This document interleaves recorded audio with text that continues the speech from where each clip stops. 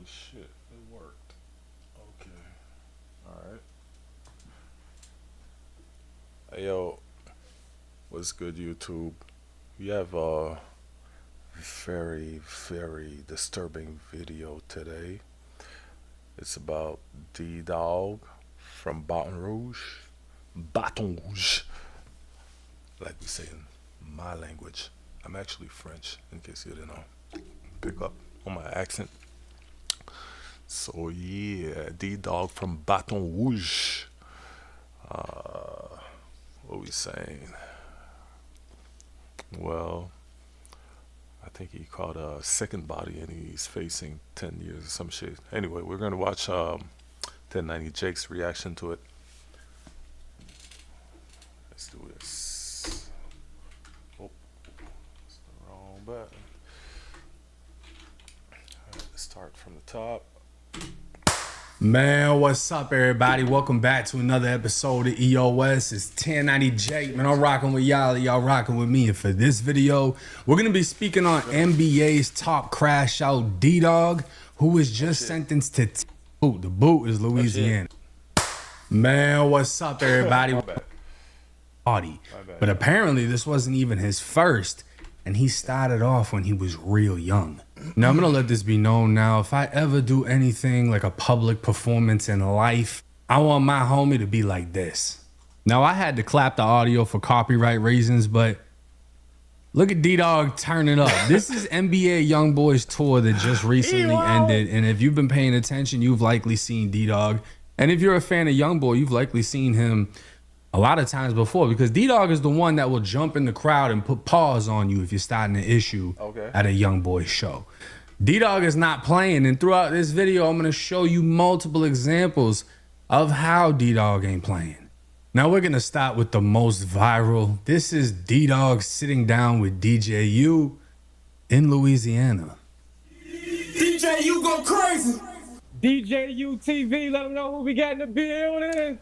Yeah, I watched about 2 minutes of this interview. I ain't gonna lie, but what I can say is this nigga right here, he looked the part. If I ever did an intro and somebody just EOS, let them know who we got in the building, and they just looked at me with these dead eyes, I'm canceling the entire interview. You look like you finna just start killing shit. I'm canceling the interview, flying back. I'm gonna act like it never happened. You asked me about what happened to the interview. I don't know. I didn't go there. I don't know nothing about that. The way this man is looking is like he's been to Iraq, Iran, Afghanistan, Vietnam, and everything in between. But then again, he from Baton Rouge. It's a wild place down there in Louisiana. New Orleans, Baton Rouge, small cities, high murder rates. Man, watch DDawg, man. Fuck around the chop and dog life, nigga. We in this bitch. NBA DDawg, what you on, gang? Well, no, I'm big bullin', nigga. I'm in this bitch, you know. He on everything. Too. Well, welcome to DJU TV. It's definitely a blessing to have you. They ain't see this one coming. This a classic already. This groundbreaking already. I don't give a fuck. Exclusive already. Ain't this your first interview? Something like that, yeah. Pause. Yo, notice how long this nigga stays still without moving an inch. Not even a hair, bro. Look. This nigga cold as fuck. He like some kind of a serial killer type shit. This a classic already. This groundbreaking already. He don't give a fuck. Exclusive already. Ain't this your first interview? Something like that, yeah. It's good. Yeah. He just unfroze. As dangerous as he looks, he's probably uncomfortable because he got this fucking body cam on his neck right now. I think that's a mic, but shit look like a body cam.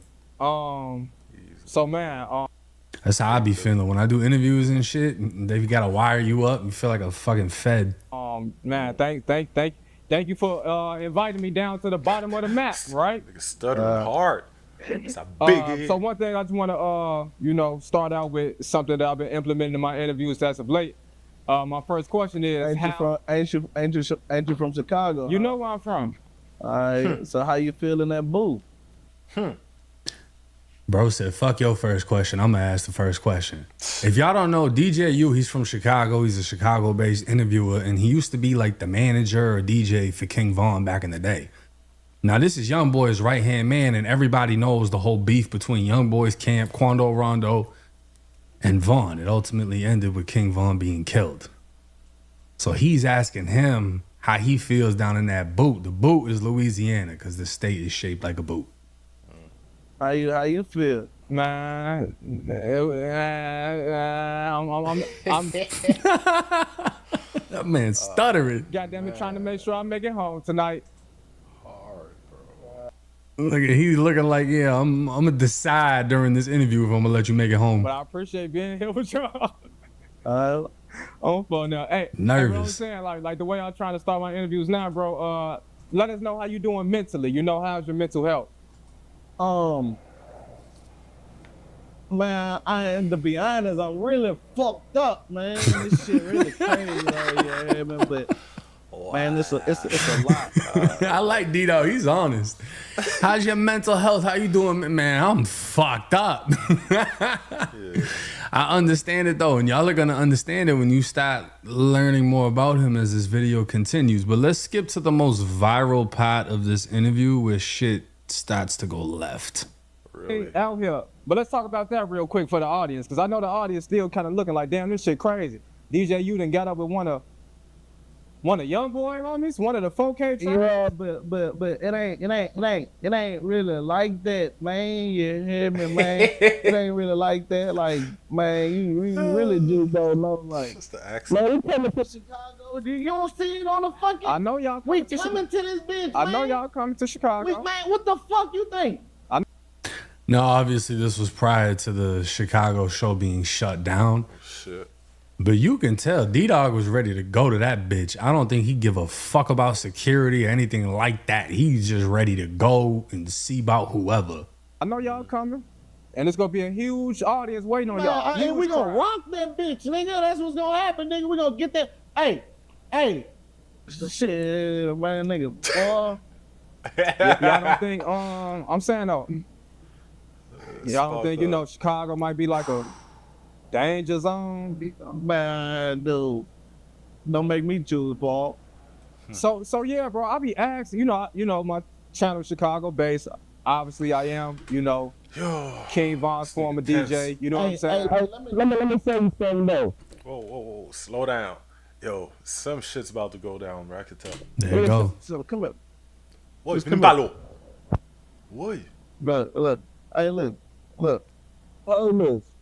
What's this? Hey, nigga, this that shit. This show like that motherfucking nigga how Chicago come to that motherfucking rank and take over, nigga. Hold this, nigga. What the fuck, nigga? Hold this. Hold what? Yo, like Hey, it? man. Hey, Hold your hold this, nigga. Hold your life. Man, Man, he done pushed them. Oh, shit. Man, he done pushed them. hold this fucking flag, nigga. Flag, bro. Hold this flag, nigga. Hold the flag, nigga. Bro. Hold Why? this flag, nigga. Why? Let's do the interview, bro. Let's do the interview. Hey, man, fuck this interview, nigga. He said, I think fuck DJ, you this handled this in the shit. best way possible. Because I have no doubt in my mind, if he booted up, he would have got shot repeatedly. And they probably would have made a video looking at him on the floor twitching and shit. I ain't gonna lie, these D-Dawg, he seemed like he just don't give a fuck about nothing. And he reminds me of a couple people that I knew, but they're all locked up and not coming home anytime soon. Unfortunately, that's kind of what headed comes there. with that type of mentality is not giving a fuck. And D-Dawg hasn't given a fuck in a long time. But this next clip I'm about to show y'all is pretty interesting because it gives a backstory on why he just got sentenced to 10 years and the controversy behind it. How the police trolling was the reason behind NBA DDawg killing his own homie. See, just a few days after DDawg bonded out after getting charged with an undercover police officer would spot him. This is Baton Rouge, Louisiana, and everybody knows the NBA crew and who they beef with. In the body cam footage, you can see the undercover was playing NBA 4K Trey's Ops music. They would be playing. That's wild that people are able to actually pay attention to things like that. Not only did they get the body cam footage, but they were able to see the officers, the undercovers, listening to Fredo Bang, who's notoriously known for beefing with Youngboy. Playing Fredo Bang, click up, and began to chase him in an all-black tinted Dodge Charger. Now, according to DDawg, he didn't think it was the police and tried to get away as he feared for his life. He ended up crashing his car and killing his homie, who was in the passenger seat. He was charged with his homie's body, and his bond was set at $19.7 million. And All right, I don't believe the $19.7 million thing. I think that's cap. But the situation was DDawg was getting chased, and he thought it was somebody trying to kill him. Yeah. And it caused a car accident in which DDawg's friend, who was in the passenger seat, died at the scene. And then they hit another car, and a woman, I think, was left partially paralyzed or disabled, and her man ended up in like the trunk of their car. It was just a crazy situation. But a lot of people got hurt in this situation. And because it's already a felony to flee from the police, DDawg was charged with his homie's death, which is the felony murder law. If you commit a felony and someone dies, doesn't matter if it was your homie or an innocent bystander, you're responsible for that murder, for that death. Michael, it has happened again. A suspected career criminal out on bond caught committing more crimes. Tonight, a passenger in his car is dead after the driver with an extensive criminal history fled from police. Mangled metal and car fragments are all that's left after Darian Bailey refused to stop for police. Their whole All that's left from police. Look at this. Mangled metal and car fragments are all that's left after Darian Bailey refused to stop for police. Metal and I'm sorry, I gotta pause this, bro. His car is smashed, bruh.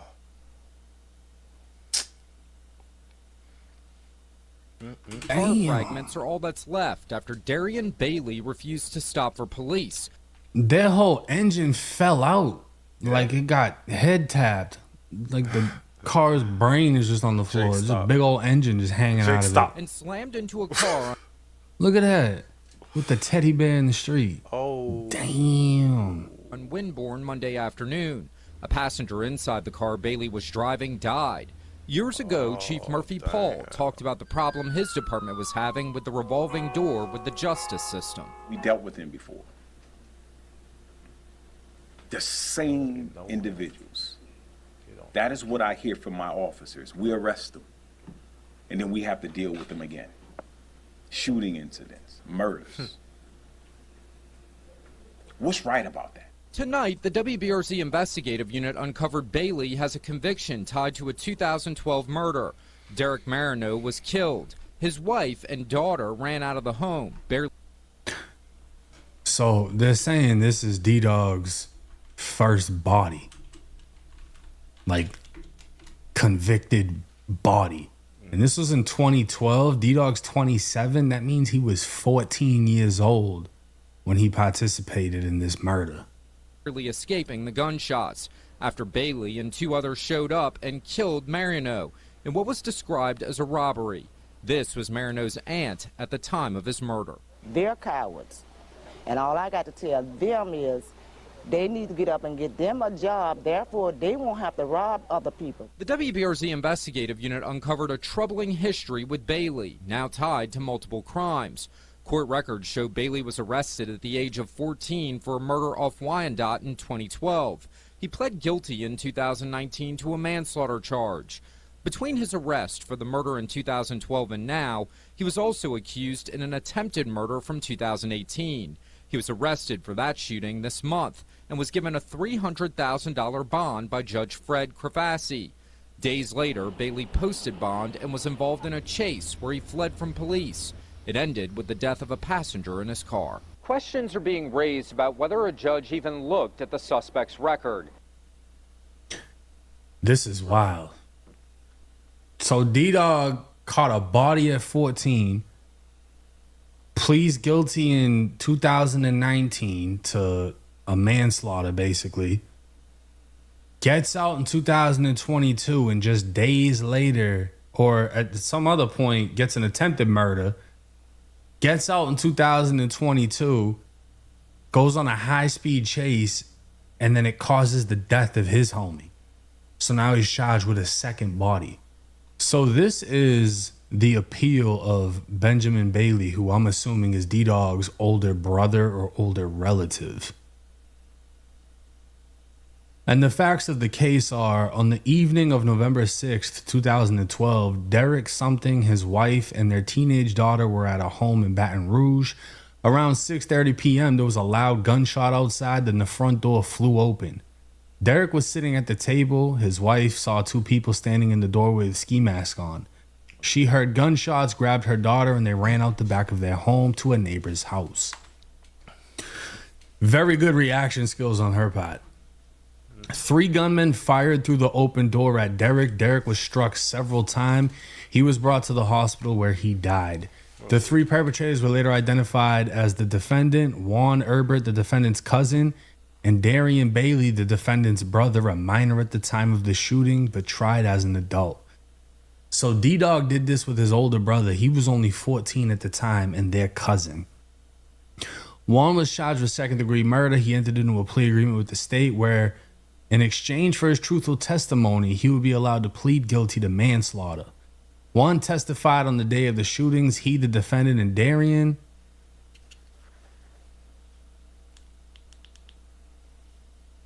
went to Juan's apartment on Pompous Street. They were driven there by a woman. According to the detectives with the Baton Rouge Police Department, the defendant and the girl were dating. Juan testified at his apartment they retrieved an AK-47, a shotgun, and a handgun. Later that day, the 3 walked to Derek's house and knocked on the door. Juan had the AK-47, the defendant had the shotgun, and DDawg had the handgun. Juan heard someone in the house say that he was coming. Juan then kicked the door in and shot Derek. Juan was not sure how many times he fired. Juan was shot, apparently accidentally, 4 times in his back by DDawg. According to Juan, the 3 of them then went to a dumpster in the parking lot of Arcadia, whatever, on the corner there, So Juan kicks the door, whatever, blasts dude. DDawg starts dumping, but ends up shooting Juan in the fucking back. I mean, he's only 14. And anyways, Juan ended up testifying, so fuck him, right? Juan testified that following this, the girl drove the 3 to the hospital where Juan was treated for his injuries. Detectives talked to Juan while he was at the hospital. Juan indicated that he lied to them to ask how he got shot. He indicated he was with his cousins on Plank Road and got shot in a drive-by. A week later, detectives returned to the hospital to talk to him. He testified and gave them a different account of what happened. He told detectives he was with Bryson and DB, and they discussed robbing someone. Juan indicated at trial that the truth was that he, the defendant, and DDawg were armed and went to Derek's house. Juan admitted that he was the one who shot Derek. Juan had prior convictions for illegal use of a weapon and simple burglary of an inhabited dwelling. Okay, so it's saying that he's the one that actually killed dude. DDawg didn't kill the guy. DDawg shot the guy that killed the guy accidentally. So maybe this isn't DDawg's first body, according to what this is saying. And maybe the shots just went through his older cousin and hit the other guy still. But we'll keep going through. We'll see what else this says. This is my first time reading this with y'all. We're reacting to it together. A detective with the Baton Rouge Police Department testified when he arrived at the scene there were 3 different shooters since there were 3 types of shell casings, 22 caliber casings in the front yard, 7.62 casings, and a shotgun wadding. So everybody fired. Every gun that they brought with them got popped. And I'm guessing that DDawg had that 22, and that's why Buddy didn't die. That's pretty interesting to hear. So actually that clears up. DDawg didn't kill the guy, but because of his participation, he ended up charged with the crime. And it also clears up DDawg kept it solid at 14, while his older cousin ratted on his older brother and him. But unfortunately, running from the police while thinking it's an enemy trying to kill you caused a crash, which caused the death of one of DDawg's friends. And holding that responsibility, knowing that something you did caused or played a role in someone's death, whether it was someone close to you or not, it's gonna bother you if you're human, right? If you're human. The fact that DDawg is a gangster, I believe it'll still affect him because it wasn't an enemy that was killed. it was his homie. And he wasn't attempting to kill his homie. He was attempting to get away, thinking him and his homie could be killed. That's the thing about undercover cops, bro. Like, you don't know who's in it. You don't know if it's the police. You almost hope it's the police, because if it ain't them, you know it's somebody else trying to do something to you. Right. And in the process of fleeing, this is how it ends. DDawg was sentenced to 10 years in prison. It sounds like he's been inside a prison or facilities the majority of his life. If he went from 2012 to like 2018 or 19 fighting that murder, he's back in his environment. And unfortunately, with the 10-year sentence, the best thing he could have done is exactly what he did. He went on tour with NBA Youngboy. He got to see and experience things most people never will. He was on stage with the biggest superstar in the rap game on one of the biggest tours in recent years. Calm down. And he got to celebrate that and be there for every moment. And he's going to carry those memories with him in the chain gang. And I have no doubt the way he acts, he's going to be perfectly fine in prison. He's probably going to be a fucking problem in there too. But it sounds like it's going to be a long time before we see DDawg again. Excuse me. But hey, it's 1090 Jake. I'm rocking with y'all, or y'all rocking with me. Till next time. I respect that. Just know that he's probably going to be a problem, but he's going to find himself a problem inside the walls. That's guaranteed. Yep. The real definition of a crash out, my dude. So we out. See y'all in the next story.